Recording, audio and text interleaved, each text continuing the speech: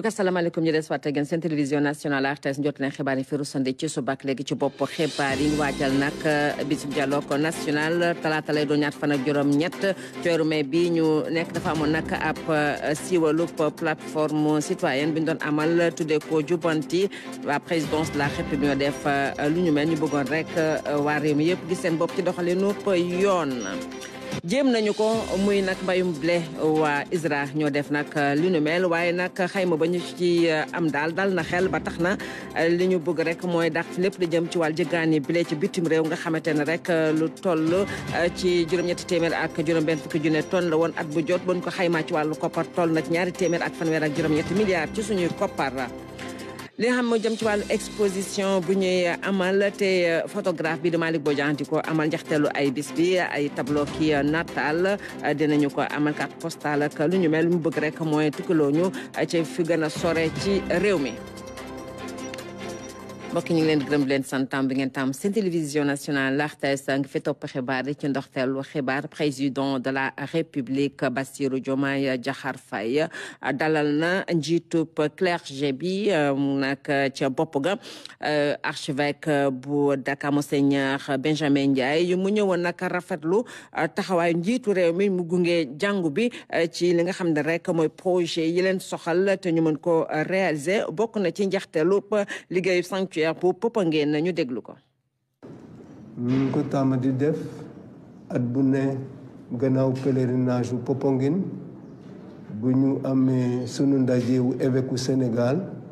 dañuy ñaan audience ci président de la République ndaa mën a waxtaan ak moom te loolu tax ñu ñëw tey jàppale ñu ngi koy gërëm ci jàppale bi ñu jàppale ci pèlerinage bi di rafetlu liggéeyu état bi ñu ngi koy ndokkeel itam ci tànn bi ñu ko tànn ndaa mu jiite Sénégal ñu ànd ci ak ñaan te di ko wax itam ne jàngu bi am na disposition pour mun a liggéey ak nguur gi bu dee affaire wér-gu-yaram la am la njàngu mi wala développement ci Caritas loolu wax nañ la ci te vraiment maa ngi gërëm suñu borom ci ni ñu waxtaanee ci jàmm. alors projet Popenguine dafa am solo te fu ñu tollu liggéey bi des na lool te président jël na engagement pour gunge ñu diocèse boo gis itam am na sanctuaire de pèlerinage boo demee Tambacounda ñu nga ca Gouloumbou boo demee ca Kolda ñu nga ca Temento boo demee Ziguinchor ñu nga ca Elinkine boo demee Saint-Louis ñu nga ca Sawagne boo jëlee Kaolack ñu nga Njafat ak boo demee Thiès ñu nga ca Morolan foo dem am na fa sanctuaire boo xam ne laaj na ñu continuer liggéey bi te président jël na engagement pour gunge ñu ci loolu. Monseigneur Benjamin Ndiaye ci micro Aboubacry Kane ñu waajal bëccëgu dialogue national ñu fas yéene ko amal talaata ñaar fukk ak juróom-ñett ci weer bi ñu nekk di weeru mai ab plateforme citoyenne siwal nañu ko tudde ko Jubbanti waa présidence de la République ñoom ñoo ko def lu ñu bëgg rek mooy waa Sénégal gis seen bopp ci doxalinu yoon ñu ànd si ak Salou Seck. Jubbanti la ñu taxawal nag ngir fexe ba ñi nga xam ne ni ñoom ñooy askan wi nag mën a bokk ci dialogue national bi nga xam ne dañ ko amal fii ci Sénégal ren nag li ñu waxtaanee moom mooy yeesal yoon. ren ci wàllu yoon la ñuy wax déwén dina nekk ci leneen ak leneen ak leneen ak leneen wala diggante bi su ci amee beneen initiative boo xam te ni day dugg ci wàllu jubbanti ñu jël plateforme bi jëfandikoo waat ko maanaam ni ñu créé bii nga xam ni ci wàllu yoon lay wax suñu amee. su amaatee beneen gis-gis ak beneen initiative ñu andiwaat ko ci plateforme bi utal ko tur bi mu war a am def ci liñ ci war a def yëpp bu ko defee loo soxlaati jàpp ni war nañ ko jubbanti ci réew mi te président de la république jël initiative bi mën nga ñëw foofu yow citoyen bi wax sa xalaat ak sa gis-gis loolu muy feddali li mu wax ni nguuram doxalinam ak yorinam ci réew gi moom ak gouvernement am dañu bëgg citoyen bi nekk ci acteur mais pas spectateur pas nekk ci ñoo xamante ni dañuy subir. lii nag dañ ko taxawal ngir yombalal askan wi ñu joxe seen xalaat ci nan la yoon di demee fii ci Sénégal. président de la République son excellence Bassirou Diomaye Diakhar Faye bu xam naa ni bu munoon matal yéene wam Sénégalais bu nekk dina toog ak yow waxtaan ak yow ngir nga wax ko li ngay jooytu li lay naqari say xalaat say perspective waaye yàlla dogal na loolu mënta nekk ci loolu nag lañu sant nañu ni ngeen xalaat ci ay jumtukaay yoo xam ni naam mënuma dem waxtaan ak sénégalais bu nekk waaye na ngeen xalaat teg ay jumtukaay yoo xam ne sénégalais yi lépp lu ñu mën a wax lu ñu bëgg a exprimer moo xam ci yoon la mais plus tard tam si yeneen sujet de société yi nga xam ne war nañ ko song donc mu nañu na ngeen góorgóorlu ba jumtukaay yooyu ngeen mettre ko au service des sénégalais et donc loolu moom moo nekk à la base de création plateforme bi di Jubbanti ni ko sànq ministre lii waxee xam ni dara yëkkatiwu ko lu dul ñu ànd ñun ñëpp citoyen yëpp boole sunu xalaat def benn say ngir Sénégal bi ñu bëgg a tabax ñu mën ko def. lii nag moo wane ne askan wi nag ak képp ko xam ni yaa ngi fii ci Sénégal ak bitim réew mën nga bokk ci dialogue bi nga xam ne nii njiitu réew moo ko woote ren nag mbirum yoon la ñu waxtaanee ñu ngi ko jàpp nag talaata 27 fan ci weeru mai bi nga xam ne nii moom lañ nekk. Baysal nañ dellusiwaat ak yow ci beneen faat na ñeenti fan ginnaaw bi mu làqoo di njiitu réew Iran di Ibrahim Raisi ci ab accident wu roplaan réew maa nga ca dëj fii ci Sénégal ci ambassade bu république islamique bu Iran kilifa yu bëri ñi nga fa dem nag di xaatim téereb njaal ma di bokk ak ñoom tiis gi seen naalin fan ambassade république islamique bu Iran bu nekk fii ci Sénégal ñeenti fan a ngi nii ambassadeur bi di dalal ay personnalité yi nga xamante ne dañoo ñëwoon di indi seen njaal ci bunt bi ñu amal fii registre condoléance yi nga xamante ne nii ku fi ñëw di nga ko nag signé wax ci li nga xamante ne nii nag moo di sa naqar ci li di décès président bi fa nekkoon di Ibrahim Raisi ñoom ñëpp am naqar ak tiis ci li nga xamante ne nii nag am na foofule ca Iran. Sénégal tamit daal di jébbal njaalam ñi nga xamante ne nii nag ñoo di peuple iranien ba tax na ministre affaires étrangères demoon na ci ambassade république islamique bu Iran ngir nag daal di fa jébbal njaalu peuple sénégalais bi jox ko ki nga xamante ne nii moo di ambassadeur boobule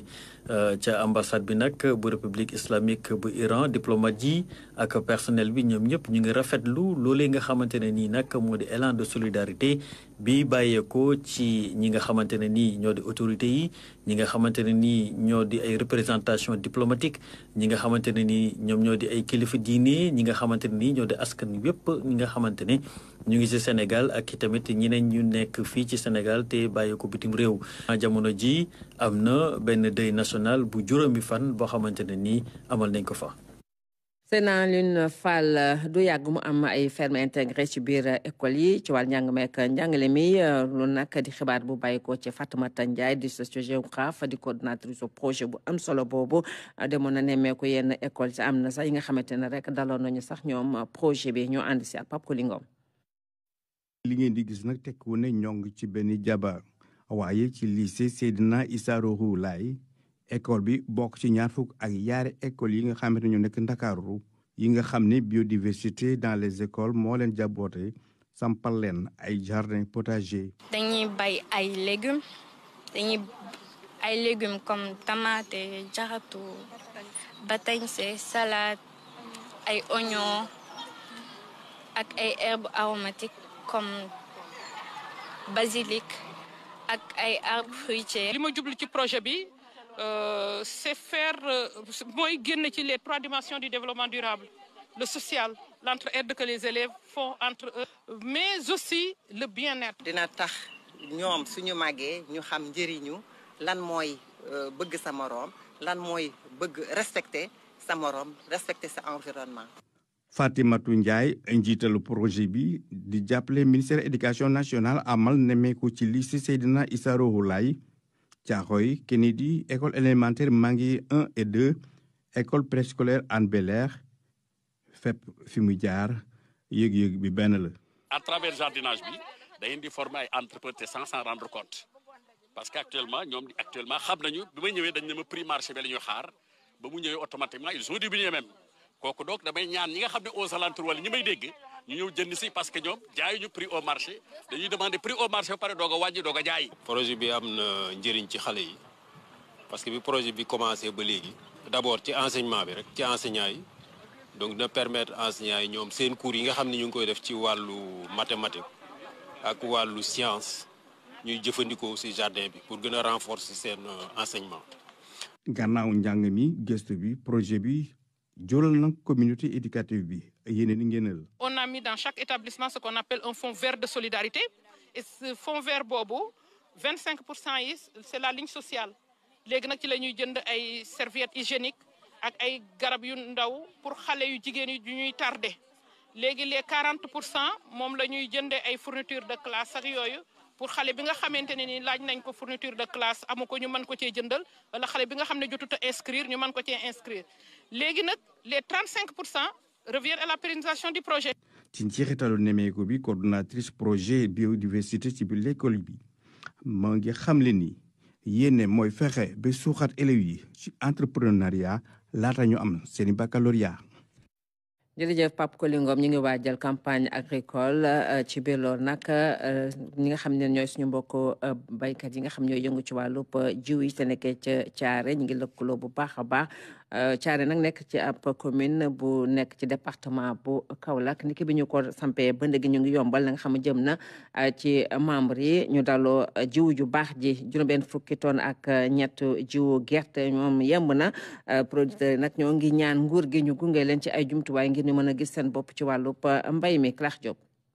nguur gu bees gi am ay dogal yu am solo yi nga xamante ni jël na ko ngir gunge ñëpp ñi nga xamante ni dañuy yëngatu ci wàllu mbay ngir ñu mën a yokk rendement yi file ci Kaolack nag acteurs yi di waajal bu baax campagne bi mu mel ni ci tool yi ñu ngi koy defar ak setal di xaaran di nag taw yu njëkk yi. lii di mbay nekk ponk bu am solo ci koom-koomu réew mi nguuru Sénégal xam loole ba tax ne ren dina génne lu toll ci 220 milliards ci suñuy koppax def ko subvention li ni mel nag nekk luy dëgëral acteurs yi bu baax. at bu ne gouvernement bi day jàppale baykat bi bu baax a baax a baax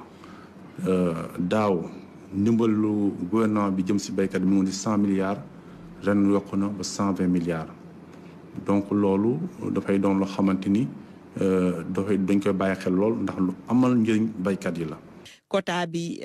yokku njëgu semence bi ñu wàññi ko am li nga xamante ni dañ ko jagleel jigéen ñi ci wàllum engrais ak semence bu ñu certifié ay doxalin nag ak i jéego ñu ngi koy teg lépp rek ngir yokku productivité agricole bi waaye itam li nga xamante ni daf si am. yeesaloon nañ ko bi ñuy amal CRD ak gouverneur.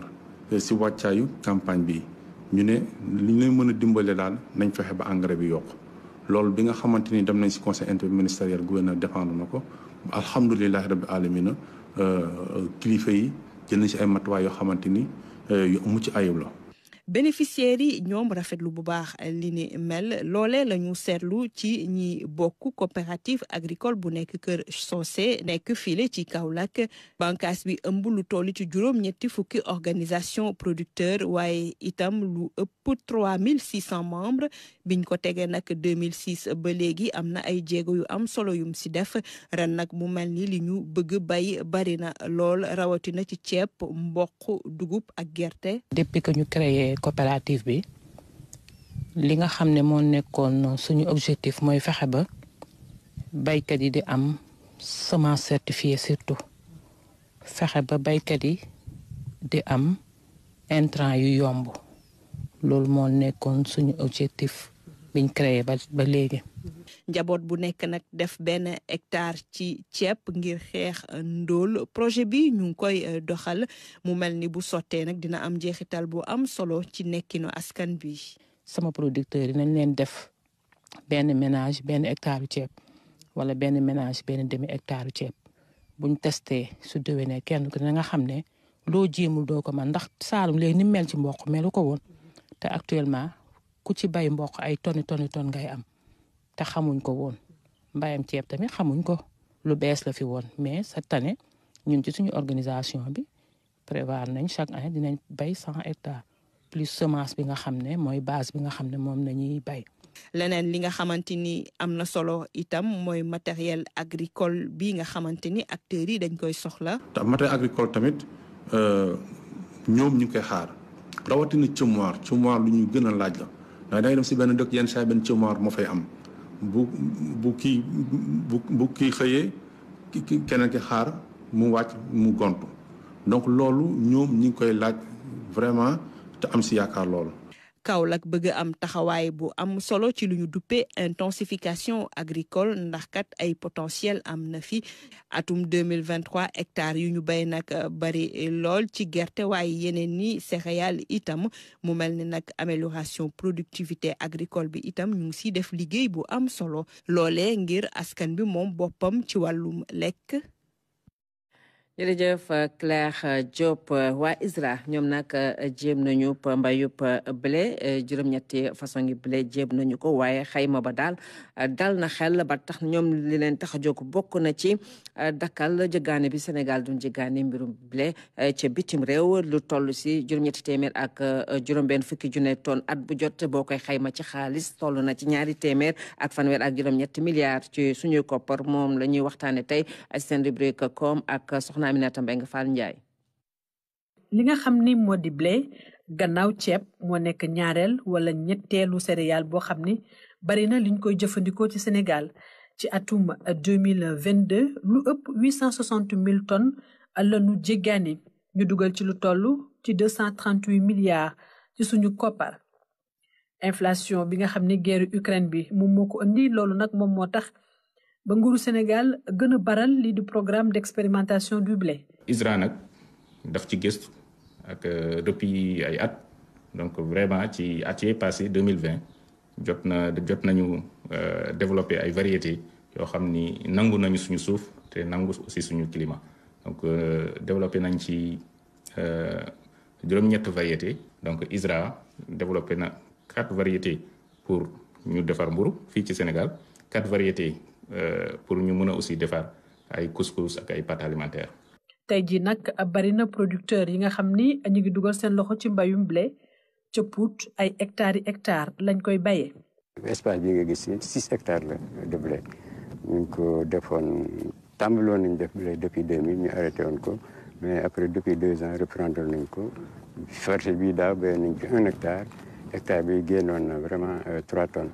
producteurs yi nag ñi leen di gunge bokk na ci ISRA mi leen di jébbal li nga xam ni moo di jiw gi. am nañu koo xam ne kii am nañu signé nañu accord moom parce que daaw moo jëndoon production bi ñu amoon moom la ñu produire ba loolu ñor na ñu mel noonu suñu bëri woon léegi dina mën a gën a sawar pour yokk liggéey bi.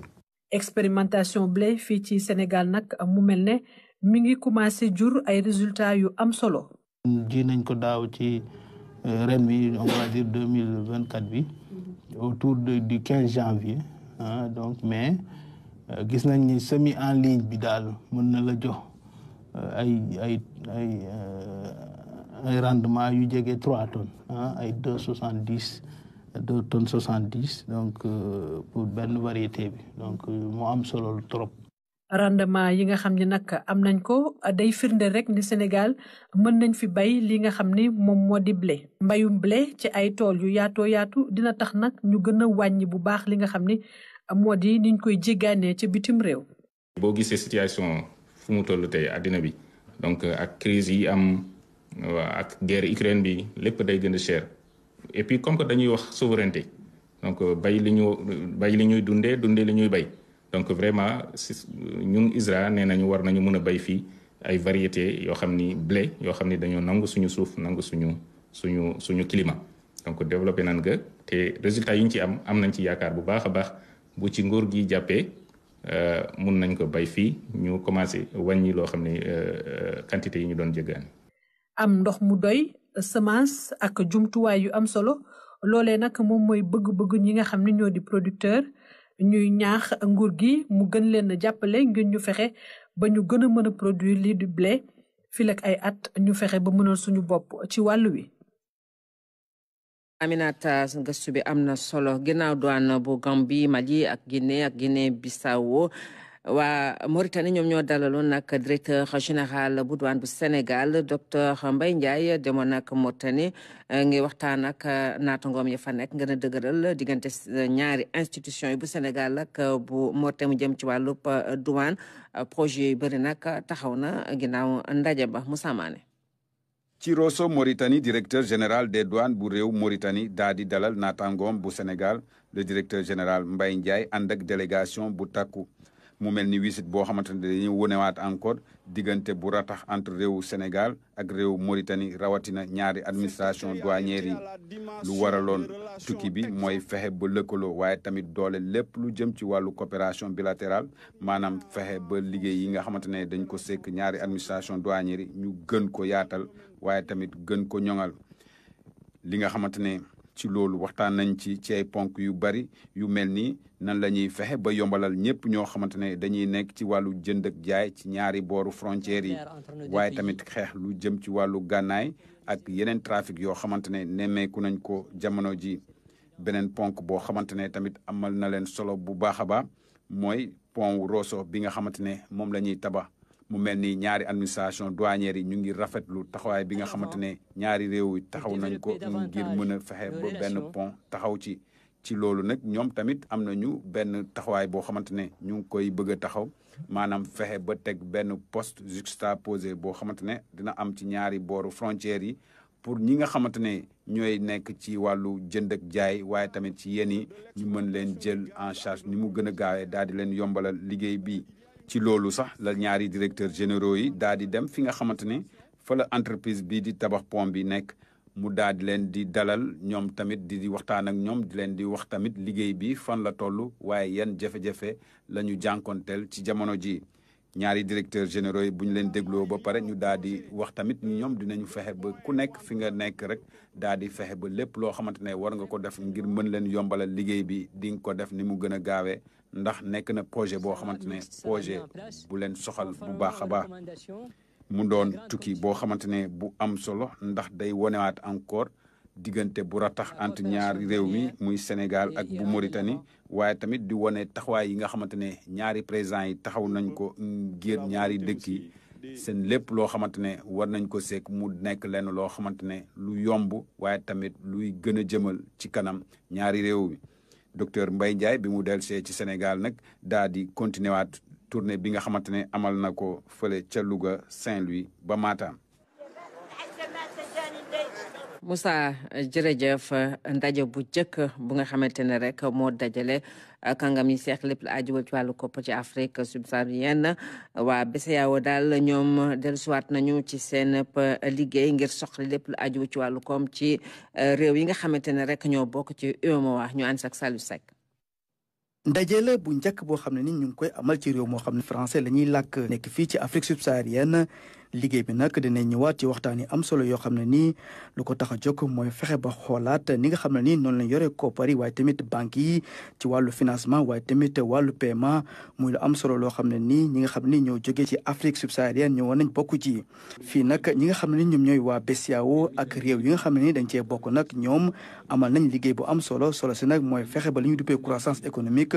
ñu mën koo taxawal waaye tamit wàññi pression yi nga xam ne dañ koy nemmeeku ci wàllu inflation waaye tamit gën a dëgëral koom-koom bi nga xam ne nii réew yi nekk ci UEMOA ñoom dañ koy soxla fii nag ñi nga xam ne nii nag ñoom ñooy waa BCEAO amal nañ ci ay liggéey am solo fexe nag ba banques yi nekk ci réew yi nag mën a am koppar yoo xam ne nii dinañ mën a amal seen liggéey waaye tamit dinañ mën a financer ñi nga xam ne nii ñoo nekk ci réew yooyu muy liggéey yu am solo yoo xam ne nii tax na ba réew yi nga xam ne ñoo nekk ci UEMOA nag ñoom seen koom am nemmeekuñ ci ay jafe-jafe yu bëri ci fàttali nag waxtaan wi bokk na ci waxtaan yi gën a am solo yoo xam ne nii dañ koy faral di amal ci wàllu koppar fii ci àdduna bi ñi nga xam ne nag ñoo ci bokkoon ay gouverneur lañ yoo xam ne nii ñu ngi jógee ci banque centrale bu Afrique du Sud Zambie Angola Lesotho ak ki nga xam ne ni moom moo jiite kuréel gi nga xam ne ni lu ko tax a jóg mooy fexe ba koppar yi mën a dal ci anam yu mucc ayib. jërëjëf Baye Sall jawni gu ñu denk wàllu jokko bi ak xarala yu yees yi ñëwoon na nag amal nemeekom bu njëkk fii ci RTS xool na tolluwaayu liggéeyu tour bu fukki étage bi xool na tamit nekkinub liggéeykat yi moom nag wax na daal na dina gunge liggéeykat yi ba ñu daak liggéey seen liggéey ci anam yi mu gën a rafetee ñu déglu ko toftal si directeur général bu RTS si micro Ndeye Coumba Ndiaye. dafa nekk chantier boo xam ne état du Sénégal dafa consentir effort yu bari su ñuy wax état du Sénégal nag waxuñu gouvernement c'est-à-dire 33 milliards yi nga xam ne def nañ ko ci édifice bi nii c'est l'argent des Sénégalais c'est l'argent du contribuable sénégalais donc mu nekk loo xam ne jàppoon nañ ne bu ñëwee nañ fekk affaire bi pare mais bi ñu waxtaanee directeur de AGETIP waxtaan ak contractants yi nga xam ne ñoo nekk sama ginnaaw mooy des parties prenantes li nga xam ne moom la proposé le directeur général monsieur Pape Alé Niang mooy ci ay fan yu néew ñu toog waxtaan ak pàcc yi nga xam ne ñëpp ñoo sekk mbir bi parce que mënuñu concevoir ñu am xaalis bu toll noonu effort yu toll noonu et que li nga xam ne moom la ñuy xaar en termes de finalité amagul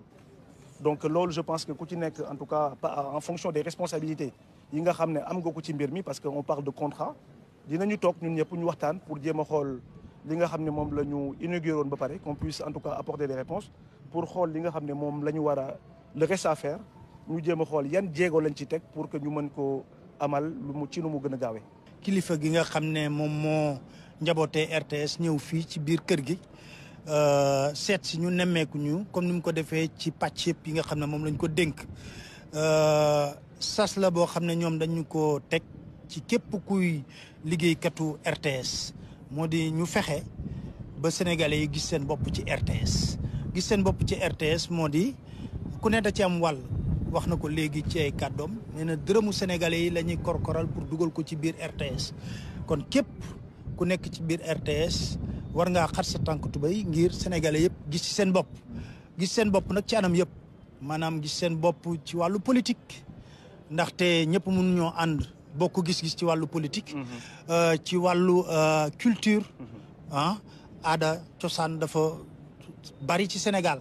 kon ñëpp war ci gis daf naa ñu ñooy seul télévision boo xam ne am na langue yu bare ci anam bu ne dañ ci am obligation mu doon nag jawriñ gi ak directeur général bu RTS ab exposition bu am solo ngi ni bu photographe bi di Malick Bodian njeextalayu bis bi lay nar a amee ci agence Tram muy ay natal ki carte postale moom nag Malick Bodian daf ñu bëgg rek daal prier ci fu gën a sore ci Sénégal. Fatou Diouf. exposition bi ab tukki la ci gox-goxaan yi gën a làqu ci Sénégal. Malick Bodian ak appareil photom di nataal ay kanam ay paysage yu naturel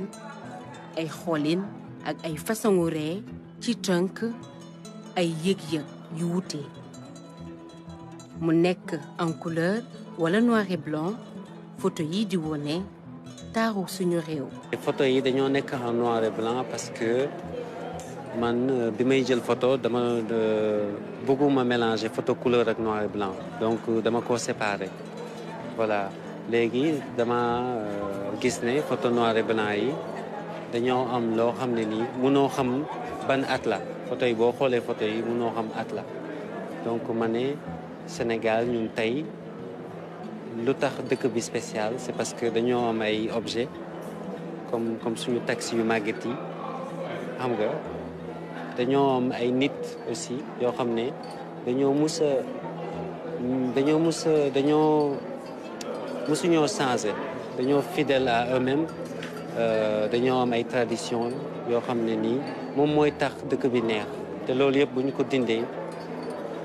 dëkk bi du mel comme ni mu mel donc à travers photo noir et blanc yi man loolu laa bëggoon wane tradition yooyu noonu. ci kanamu tableau yi ñi ñu tuppee les passionnés d'art maanaam aar lu ñu bëgg ci seen xol ñoom nag rafetlu nañu liggéey bi nga xam ne artiste bi toll ci fanweeri at def na ko ngir wone li gën a taaru ci population bu Sénégal. moo gën a neex ci tableau yi sax mooy dañu ne photo yi nañ ko jëlee noonu lañ ko ñëwee exposé kon kenn laalu ko kenn defu ko retouché tout te leneen tamit am na ci tableau yi c'est que yenn tableau yi dañ koy wone en couleur yeneen ni ñu wone ko en noir et blanc te da ngay gis que juste le fait que ñu changé couleur rek daa am beneen message bu mooy lancé ci tableau bi te tableau yu bëri boo gisee bu baax ay sourire ay nit ki nu mu lay xoolee loolu la ñuy gën a fësal ci tableau bi te loolu daf lay wonee ni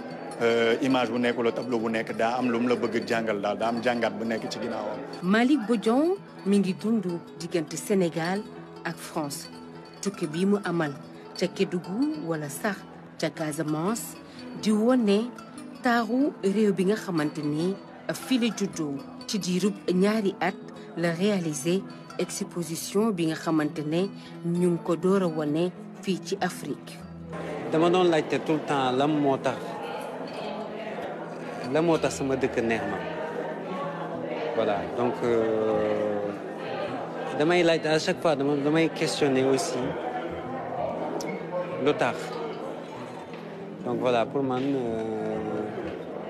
bi ma demee seeti sama grand-mère Balingor dama jàng à travers la photo da ngay jàng. week-end bu neex la passionné d'art yi dundoo di nit œuvre d'art yi nga xamante ne photographe bi di Malick Bodian def na ko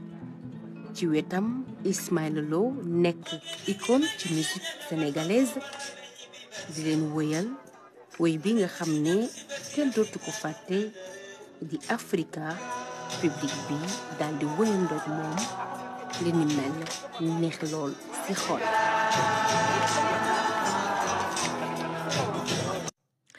jërëjëf Fatou Diouf mur bu nga xamante ne rek ay ñi nga xam dañuy dessiner ñoom nag ñoo ko seq taaral ko ba mu rafet mu gën nag nekk mur bu gën a gudd ci àdduna wërngal këpp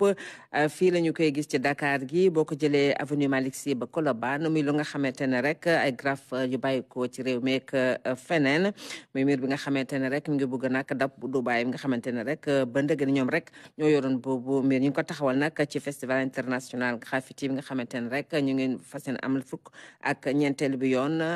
ci réew mi ñu ànd si ak Abibou Mbaye. bu oto yi di daw ay xel ci autoroute bi taaru nataal yii di wax ak yéen kéem ni ñu koy defee ci àdduna si yëpp. si cadre benn festival bu ñuy wax FestiGraff festival international de graffiti boo xam ne benn structure bi ñuy wax Doxandéem Squad moom moo koy organisé depuis 14 ans maanaam fukki at ak ñeent bi mooy fukki at ak ñeent ñu koy def mooy 14e édition bi waaw festival bi festivalu graffiti la boo xam ne ren li ci yokk mooy dañoo bëgg a def muru graffiti bi gën a gudd ci àdduna bi parce que bu ñu fàttali ko am na ay at ci ginnaaw Dubaï moom moo ko amoon Dubaï moom moo amoon mur boobu noonu léegi nag ñun waa en tant que sénégalais en tant que africain pourquoi pas waruñoo mën def loolu. ñu jóge fu nekk ci àdduna bi ngir wane seen yéene. graffiti nekkul loo xam ne rek si mur lay yam mais day dem sax léegi sax day dugg ba si biir bureau yi day dugg sax ba si institution yi mag yi da nga ñëw fekk ay graffiti voilà c'est ça loolu mooy objectif bu village bi pour wan ñi ni aussi que ni voilà graffiti mi ngi fi dafa bokk comme yeneen façon forme d'art yëpp et que voilà c'est ouvert à tout le monde et que ñi ni war nañ gën a gëstu lan exactement. graffeur bi di Balla Yara daal di dessiner ab leget boo xamante ni da cee def li di dëkk bi wane tamit église bi ak jumaa ji ñu ànd nekk benn. dama bëggoon juste wane fii nii ci sama dessin bi pour wane ne fii ci Sénégal fu ñu nekk nii ñun dañuy am habitude du dund ensemble parce que boo xoolee ci suñu dëkkuwaay da ngay gis ay chrétien da ngay gis ay jullit mais ñun ñëpp dañuy nekk ensemble ba ci fii nii ñuy liggéeyandoo ensemble ci côté graffiti bi y a des chrétiens y a des musulmans et pourtant on vit sans problème quoi. comme ci côté laïcité bi laay bëgg di développer tout le temps plus ci sama art c'est pourquoi ma jël aussi benn calebasse bu mag pour boole immeuble yi boole kër yi boole lépp genre lépp ma boole ko ci benn calebasse. soo xoolee aussi ci lac bi aussi maa ngi wone ci côté Lac Rose bi aussi parce que maa ngi jël calebasse bi teg ko ci Lac Rose pour juste pour mettre accent ci côté Lac Rose bi aussi parce que Lac Rose bi bu njëkk c'était rose on avait beaucoup de tourisme yoo xamante ne dañ doon ñëw fii di xool ci Lac Rose bi. mais léegi boo demee Lac Rose bi presque c'est vert quoi te gars yi ñu ngi koy négocier ñu ngi koy sàgganee quoi. graffeur yi bàyyi ko fu nekk ci àdduna bi ñëw ngir jàpp ci miirub Sénégal bii nga xamante ni dina àgg ci 2 kilomètres loolu nag di yokk taaru Ndakaaru te boo jaaree ci autoroute bi loo daw ay xel di nga ko seen ndax graffiti dafa bokk ci liy taaral am réew. ci wàllub tàggat yaram football tournoi bu UFOA A ci jigéen ñi Sénégal moo daan Guinée Bissau benn poñ ci dara ci stade Lat Dior bu Thiès la woon Lioncelles yi nag ci seen nag ñaareelu ndam li tax na ba ñu jàll ci ñaareelu pàcc bi ñu ànd ak Fatoumata Savané. ci seen ñaareelu génn ñu am seen ñaareelu ndam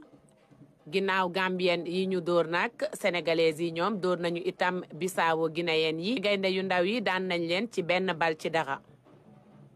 seen victoire bi sax ubbil na leen la nga xam ni rek mooy qualification ci ñaareelu xaaju tournoi bi.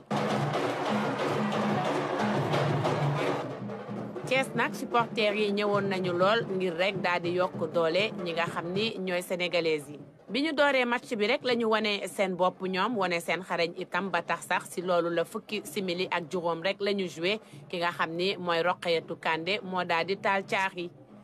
ci biir loolu nag sénégalais yi am nañu taxawaay bu baax ba dem nag ci jeexintal ba fala waa Guinée Bissau nag gën a wane itam seen bopp daal di leen a teg la nga xam ni rek mooy doole ci biir milieu de terrain bi xaw leen a sonal lool. waaye ñi nga xam ni Mbayang Thiam moo leen di tàggat am nañu seen taxawaay te it def nañu défense bu baax ba tax rek ñu mën a gagné la nga xam ni mooy match bi ci 1-0.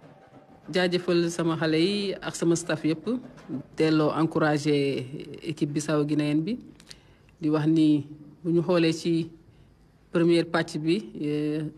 joué nañu jeu bu xaw a tolloo parce que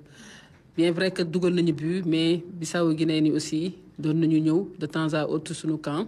duñu créer le problème di jouer aussi parce que duñu ay joueuses yu yaafus mën nañ football maintenant nag heureusement pour ñun am nañu avance ba dem ci vestiaire ak benn but et bi ñu dellu seewaatee ci vestiaire aussi wax nañ ak xale yi aussi ni bu ñu bàyyi suñu jeu parce que à un moment donné dañ doon balancer ballon yi rek donc waxoon nañ leen aussi bu ñu bàyyi suñu jeu parce que loolu mooy suñu force et par moment bu ñu ko defee on réussissait di dem si camp bi bay am ay occasion malheureusement jotuñu concrétiser occasion yi loolu moo desoon pour ñu mën a dépasser benn bi nga xam ni moom la ñuy marqué tey. si tournoi bi ñun ñëwuñu fii pour maintenir wala pour seet dañoo ñëw pour jël ko parce que dañoo war a maintenir suñu coupe bi téye ko te dañoo war a wane ne aussi ñun ñoo ngi suñu réew. dernier match bi tamit duñu maye dara comme ni ñu ko commencé depuis du début jusqu'à la fin duñu maye dara ndax tournoi bi waruñu maye dara. d'abord suñu dëkk la ñu nekk te ndam li daa war a des suñu. ajuma bi ñu dëgmal nag gaynde yu ndaw yi dinañu rek daal di jàkkaarloo ak waa Mali bu ko defee mu nekk seen 3e match de groupe ñoom nag seen bébét ak seen objectif buñ ko mënee jàpp rek mooy téye seen moomeel ginnaaw ca première édition ba ñoo jëloon ndam li bi itam nga xam ne fii lay xewee ci sunu réew gaynde yi li ñu bëgg rek mooy daal di téye coupe bi ba mu dëgër. Savané finale championnat national bu militaire waa brigade nationale des sapeurs-pompiers ñoom ñoo ko jël ci kanamu armée de l'air benn poñ ci dara ci kanamu chef d'état-major général des armées général de division Fulgence Ndour finale bi ñoo ko doon amale ca base aérienne bu Dakar Ibrahima Mbow. mbégte ak xol bu sedd la joueuru brigade nationale bu sapeurs-pompiers am ginnaaw bi ñu jëlee ndam li ci kanamu l'armée de l'air sapeur pompier yi jël coupe bi mu di njeexitalu waajtaay bu yàgg ak liggéey bu metti ñu dénkoon ma équipe bi jox ma ko durant 3 weer pour ma mën a tàggat xale yi ci seen côté sawarte tàggat xale yi ci seen côté taxawaay ci football bi tàggat xale yi ci seen côté esprit maanaam li ñuy wax mental bi donc ma def ko et préparé ko ñu indi ko équipe bi au niveau si fi nga xam ne mooy suñu groupement service numéro 1 ñu teg ñu fa donc ak ki nga xam ne mooy Pape Ngom di lieutenant bi officier de sport bi colonel Cissé coupe bi mi ngi noonu sa kanam donc incha allah rabi di préparé pour ñëw Thiès indil la ko aussi lieutenant Pape Ngom bii mooy premier officier de sport am si brigade nationale des sapeurs pompiers ma ne ko incha allah rabi dina nekk sa premier coupe. ci tribune yi supporteru ñaari équipe yi indi ambiance ku nekk di woy xumbal final bi ci pelouse bi takk der yi taxaw boole koog yar ak dal mu nekkoon final bu metti benn but moo am ci match bi caporal Abouba bu sapeur pompier moo ko dugal.